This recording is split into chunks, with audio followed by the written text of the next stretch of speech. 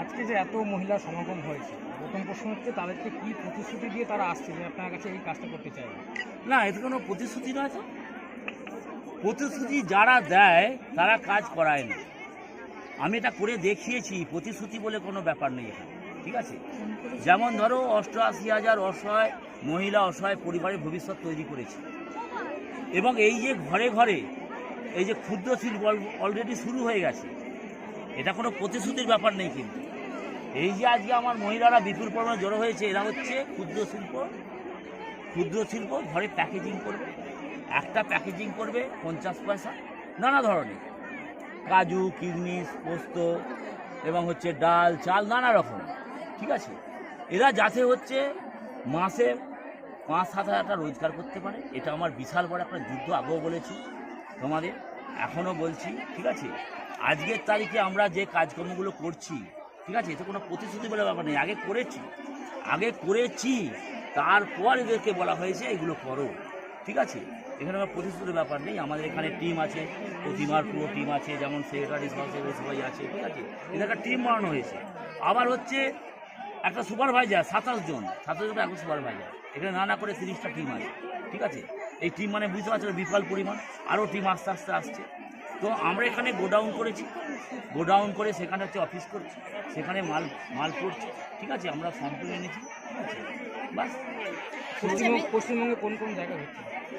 পশ্চিমবঙ্গে হচ্ছে যেমন ধরুন ন্যাজাট, সন্দেশখালী, নোমার শহর হচ্ছে তোমার পান্ডুয়া, তারপর হচ্ছে কানলা বদ্দিপুর, তারপর হচ্ছে তারকেশ্বর, খানাকুল, হচ্ছে আমাদের ব্যান্ডেল, হুগলি, সারা পশ্চিমবঙ্গ জুড়ে, ঠিক আছে?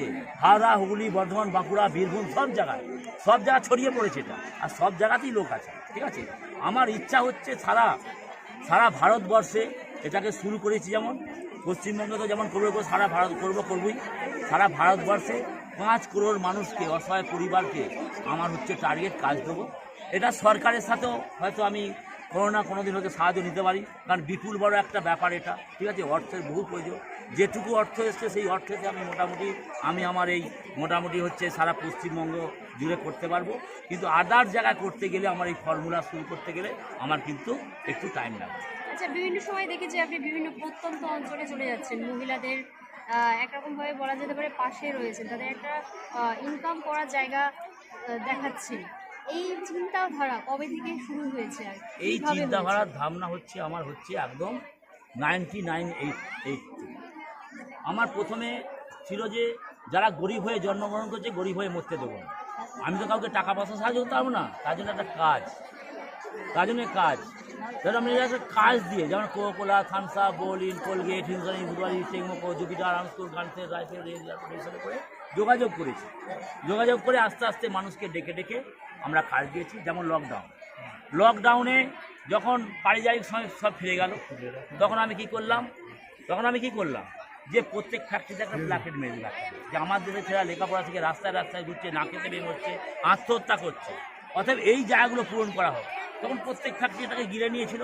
তখন আমি 14,000 অসহায় 120টা মিটিং করেছি। এর আগে মিটিংও বলেছি, 120টা মিটিং করে আমি 14,000 অসহায় পরিবারকে তখন আমি বাঁচিয়ে চাকরি দিয়ে এবং কাজ দিয়ে তাদের স্বাবলম্বী করি। আজ যেখানে পশ্চিমবঙ্গে হাজার হাজার মানুষ বেকার হয়ে যাচ্ছে, সেই জায়গায় দাঁড়িয়ে আপনি ঘরে ঘরে মানুষকে কাজের ব্যবস্থা করে দিচ্ছেন, কি বলবেন? দেখুন, আমার দেশে কাজের অভাব নেই, আমার দেশের বিলকুল কাজের অভাব নেই। কাজ যদি না থাকে, কাজ তৈরি করতে হবে। যেমন আমি কাজ তৈরি করে দিচ্ছি, এটা আমার নিজের দ্বন্দ্ব, নিজের যুদ্ধ, ঠিক আছে? সরকার তো আর কারো পায়ে হাতে গিয়ে ধরতে পারবে না। আমরা কোনো ফ্যাক্টরির পায়ে হাতে গিয়ে ধরে বলতে পারবো মালিক ম্যানেজারকে যে এনাকে একটা কাজ দিই, তো সেইভাবে করেছি। আজকের তারিখে যেমন খানিকটাকে বলছিলাম, অসহায় মহিলার কোনো স্বামী মারা গেলে আমরা হাইতোষ করি, সবাই গিয়ে হচ্ছে বলে ঠিক আছে আমরা আছি, 15 দিন পর সবাই ভুলে যায়। তা আমরা কি করি? আমরা পার্শ্ববর্তী অঞ্চল কোনো বড় কাপড়ের দোকানে চলে গেলাম, দাদা ভাই ইনি অসহায়, এনাকে একটা কাজ দিয়ে দিন, যাই করুক, আপনার চা তৈরি করবে কি আপনার এখানে হিসাব কিতাব করবে, ঠিক আছে? সঙ্গে সঙ্গে রাজি হয়ে যায়। কিন্তু বলার মতো লোক থাকা চাইতো, তো আমরা বলেছি বলে করি। এরকম প্রায় 9,000 মহিলাকে আমরা ভবিষ্যৎ তৈরি করেছি, তাদের কাছে মাতঙ্গিনী হাজরা তৈরি করেছি। আচ্ছা, এটা কি শুধু প্রত্যন্ত অঞ্চলের জন্যই নাকি শহর অঞ্চলগুলোর জন্য? শহর অঞ্চল সব জায়গাতে, কেউ মানে এখানে বাদ যাওয়ার নেই, যারা করতে চায় সবাই করবে, ঠিক আছে। যেমন এইসব মহিলারা এই যে 3 মাসের এদের যুদ্ধ, এই যে মহিলাদের আজকে 3 মাসের যুদ্ধ, ঠিক আছে, 3 মাস ধরে এরা কিন্তু মেহনত করছে জায়গা তৈরি করার জন্য, ঠিক আছে, বছরও হয় না। আজকে এই জায়গাটা 3 মাস ধরে যে এরা তৈরি করেছে সবার জন্য। আজকে সবাই এসেছে যারা কাজ করবে, একে বলাই ছিল যারা কাজ করে তারা সবাই যেন এসেছে। ঘটনা হচ্ছে কি, এই যে এদের যুদ্ধ না বিফল না যায়, যার জন্য আমি তোমাদের দ্বারাও বার্তা দেবো, এদের যারা স্বামী আছে তারাও যেন এদের সহযোগিতা করে, ভাই বোন স্বামী বাবা যেন এদের সহযোগিতা করে, সারা জীবন যেন আমরা এই কাজটা শুরু করে রাখতে পারি, ঠিক আছে, চালু রাখতে পারি, এবং সবাই যেন নিজের হাতে এরকম মনে হয় যে এটা আমার রোজগারের পয়সা, আমি এই রোজগারটা আমার পরিবারকে দিলাম। আচ্ছা, শহরের তুলনায় দেখা যায় যে গ্রামে খুব কাজের পরিসর খুব ছোট, সেই জায়গা থেকে কি আপনার প্রথম পছন্দ কি গ্রাম?